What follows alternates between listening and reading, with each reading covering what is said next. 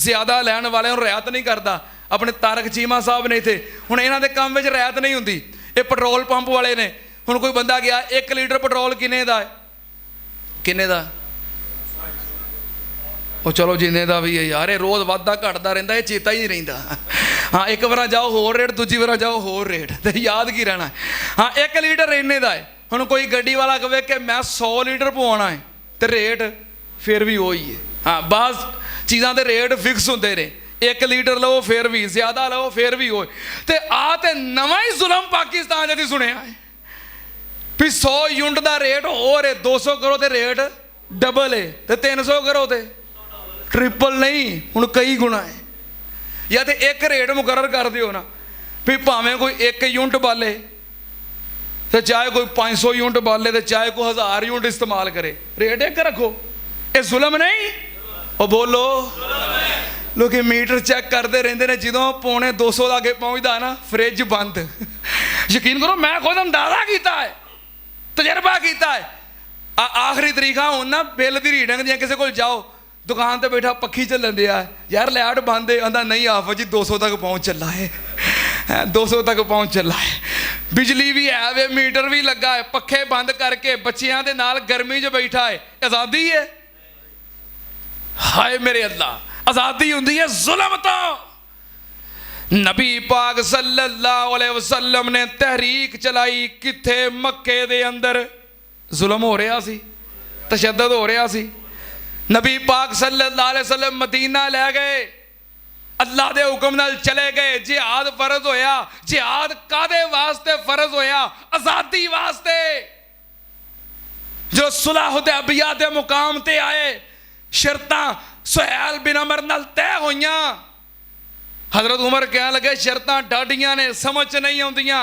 नबी पाक ने फरमाया उमर चुप रहा, मैं अल्लाह दा रसूल हाँ, मैं जो कर रहा अल्लाह दे हुक्म नाल कर रहा, ते मेरी भी मर्जी नहीं। अल्लाह ने शर्तां क्यों कबूल करवाइयां? ताकि मक्के दे अंदर आना जाना बन जाए और अहले मक्का दी आज़ादी दा समान बन जाए। अल्लाह नू आज़ादी मतलूब है। अगर मुआदा तय ना होंदा तो मक्का फतह नहीं सी हो सकना। मक्का फतह होया मुआदे दी वजह तो। अल्लाह ने असबाब बनाए ने। और नबी पाक सल्लल्लाहु अलैहि वसल्लम आज़ादी वास्ते कितनी मेहनत कोशिश करने वाले। आप दुआवा किया करते सन, अल्लाहुम्मा अंजे अय्याशबन अबी रबिया, अल्लाहुम्मा अंजे सलमत बन हिशामिन, अल्लाहुम्मा अंजिल वलीद बन वलीद, अल्लाहुम्मा अंजिल मुस्तज़अफ़ीन मिनल मुअमिनीन। सहीहुल बुखारी दी हदीस। नबी पाक सल्लल्लाहु अलैहि वसल्लम आज़ादी वास्ते दुआवां किया करते सन, नाम ले लेके, या अल्लाह फलां नूं भी आज़ाद कर दे, फलां नूं भी आज़ाद कर दे, फलां नूं भी आज़ाद कर दे। सुन्नत नाल एक दिन हज़रत अबू बकर सिद्दीक रज़ी अल्लाह तआला अन्हु नबी पाक सल्लल्लाहु अलैहि वसल्लम दी खिदमत विच हाज़र होए। अर्ज करदे ने, महबूब जी मैं मक्के दे बाजार विचों आया ते मैं वेखिया है जेड़ा मक्के दा सरदार है उमैया, ओदा गुलाम है बिलाल। उमैया गुलाम बिलाल दे उत्ते बड़े जुल्म कर रहा है, तशद्दद कर रहा है। ओनू गरम पत्थरां ते गरम रेत ते लटा रहा है।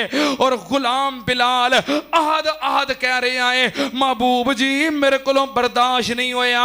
नबी पाक ने फरमाया, ए अबू बकर सिद्दीक बिलाल नू जाके कह दे तू कलमा हौली पढ़ लिया कर, अजे इत्थे आज़ादी नहीं, अजे इत्थे असीं गुलामी दे अंदर ते कैद दे अंदर और कुफार दे मतहत हौली पढ़ लिया कर। हजरत अबू बकर सिद्दीक ने जाके मशवरा दिता। अगले दिन गुजरे, बिलाल फिर कह रही है आहद आहद आहद, ते उमैया जुल्म कर रहा है।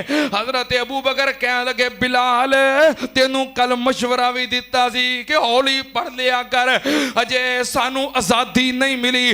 बिलाल कह लगा सिद्दीक जो जड़ी बत्ती अंदर बल गई है, ईमान वाली बत्ती, तौहीद वाली बत्ती, ओदा चानन आपे ही बाहर आउंदा है, मैं की करा, मेरे कोलों हौली पढ़िया नहीं जाता। हजरत अबू बकर आए नबी पाक दी खिदमत में आके सारा माजरा सुनाया। नबी पाक ने फरमाया अबू बकर अगर अल्लाह ने तेनू तौफीक दी है, माल दिता है, तेरे को इस्तिताअत है, ते साडे गुलाम साडे यार और साडे सहाबी बिलाल नू आजाद करवा दे, ओदी आजादी वास्ते खर्च कर दे, आजाद करवा दे। नबी पाक दे नजदीक भी आजादी दी इतनी अहमियत है। हजरत बिलाल ते जुल्म हो रहे क्यों? अकीदे दी वजह तो। जे अकीदा महफूज नहीं ते शिरक दे अड्डे ही कायम है, जे मुशरक ही बनना है आजादी का दी है। क्या हिंदुस्तान दे अंदर साडे वडेरे खांदे पींदे नहीं सन? बोलो। कारोबार काम नहीं सन करते, खेती बाड़ी नहीं सन करते, शादियां ब्याह नहीं सन होंदे, ते क्यों वक्रे होके अलग ममलकत पाकिस्तान बनाया? क्यों कायद आजम मोहम्मद अली जिन्ना ने इहदे वास्ते कोशिशां कीतियां? क्यों डॉक्टर अलामा मोहम्मद इकबाल ने इहदे वास्ते ख्वाब वेखे, खिताब कीते, ज़हन साजियां कीतियां? जे इह कुछ ही करना है ते कोई तो उत्थे भी हुंदा पिया सी। पाकिस्तान फिर मोहम्मद अली जिन्ना ने क्यों बनाया?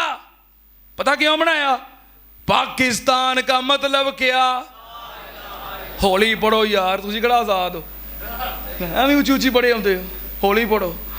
पाकिस्तान का मतलब क्या? ओ मैं आख्या हौली हौली पढ़ो यार, हौली हौली पढ़ो। पाकिस्तान का मतलब क्या? पाकिस्तान का मतलब क्या? हुण पता लगा पाकिस्तान क्यों बनया? जे पाकिस्तान दा मतलब ला इलाहा इल्लल्लाह है, अल्लाह तो बगैर, फिर पाकिस्तान में दाता क्यों है? जे पाकिस्तान दा मतलब ला इलाहा इल्लल्लाह है, फिर पाकिस्तान दे अंदर अल्लाह तो इलावा मुश्किल कुशा क्यों ने, हाजत रवा क्यों ने, गौसे आजम क्यों ने, दस्तगीर क्यों ने, गंज बख्श क्यों ने? हाय मेरे अल्लाह, जे अकीदे दी आज़ादी नहीं तो फिर कोई आज़ादी नहीं। हजरत बिलाल उमैया दे पहलों भी गुलाम सन, लेकिन जुल्म नहीं सन। जुल्म किदों शुरू होए? जदों बिलाल ने आखिया पाकिस्तान का मतलब क्या? हाँ, जो बिलाल ने आखिया नबी पाक दे नाल प्यार पाउण दा मतलब क्या? मैं कुर्बान जावां, जो ला इलाहा इल्लल्लाह आखिया उदों जुल्म होए। उमैया ने पुछया, उमैया कहन लगा, कहंदा उमैया तैनू मुल ले आया मैं, बैठे नकम्मे नू अनाज खवाया मैं, अज तू बन गयो मोमिन पता ए पाया मैं। हजरत बिलाल अगों आहो जी पुकारदा नाम मुहम्मद वाला, ओ काल जेठार दा नाम मुहम्मद वाला। हजरत बिलाल कहन लगे, ओ पूज पूज बुत सारी उम्र लगा लई, पूज पूज बुत सारी उम्र लगा लई, रब तो बेगाने होके उम्र गवा लई। हुण शुक्र खुदा दा दौलत वहदत दी पा लई, बन गया मुरीद दिलों सच्ची सरकार दा नाम मुहम्मद वाला। ओ सुनिया जा कलमा काफिर होया हैरान सी, सुनिया जा कलमा काफिर होया हैरान सी, वहदत आवाज कन पै गई आन सी कहंदा बिलाल ताई ए जालम शैतान सी छड्ड दे कलमा थप्पड़ चेहरे ते मारदा नाम मुहम्मद वाला। ते हजरत बिलाल की कहन लगे जे हजार जे जान होवे करा नबी ते कुर्बान।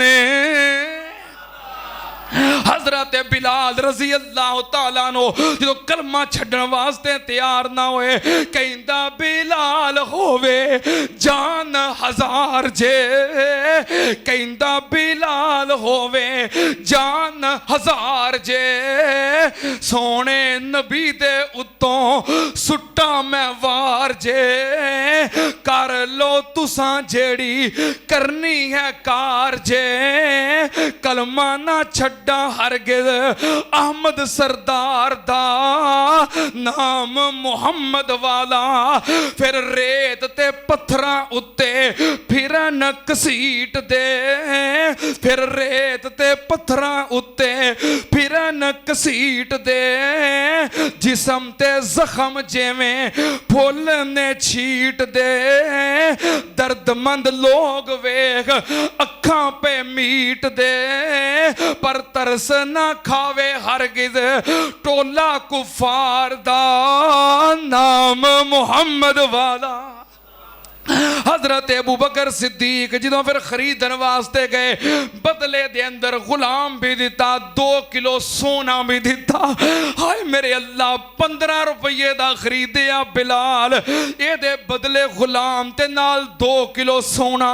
हाय मेरे अल्लाह हो गया सौदा शाह सिद्दीक दे नाम सी हो गया सौदा शाह सिद्दीक दे नाम सी। लियांदा है बिलाल उसने लियांदा है बिलाल उसने कुरान इस्लाम थी शाह सिद्दीक इसनू लावे ना काम थी फजलो इलाही बनया ए बांगा सरकार दा नाम मुहम्मद वाला। ते बाबे समसाम ने फिर गल मुका दी बस कर समसाम ना कर लंबी कहानी होए वांग सदीक किसने दौलत लुटानी होए ते वांग बिलाल किसने जान कुहानी होए।